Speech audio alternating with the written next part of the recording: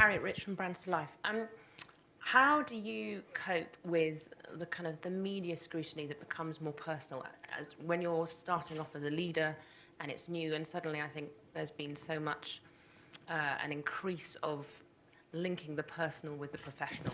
It's difficult, and it's becoming more prevalent in business today. I mean, the first thing you've got to do is you've got to understand, a bit like people sometimes forget, politicians in particular and others, that at the end of the day, with the job goes the responsibility. So without saying that I was any good at it, I used to behave at M&S knowing that, or always assuming that I was being watched. And a lot of the time, you had a photographer chasing you around or whatever else. I used to lie in bed in the morning thinking, right, what meetings have I got? Am I going to be photographed today?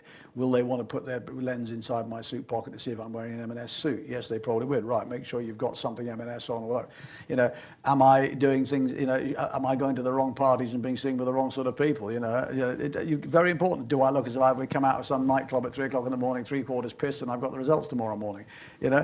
And equally, then the behaviour of the business. Is the business behaving? We've seen the whole issue about tax. Chief executives these days have to be really, really, really good in terms of the things they have to be able to tackle. Any business worth its salt has got a treasury department and a tax department who's minimising the tax spend, just in the same way as it is our right and responsibility as private individuals to pay the minimum amount of tax. So when does tax avoidance become tax minimisation? So we've got to talk about tax. You've got to talk about the human rights. Look at the issues that we've got to talk about sustainability, fair wage, living wage, all the rest of it. You've got to talk about sourcing. Look at this terrible thing that's happened in Bangladesh.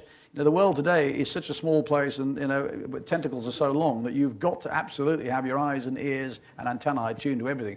But you have to be able to, I suppose the one mantra that I used to try and live by is that you should be able to go home every night, look yourself in the mirror and say that first of all, you've done the right thing. Doesn't mean you'll always get it right, but you've done the right thing. And that you've been truthful to what the brand stands for, and you've been true to yourself. It's not always easy, but you have to do it.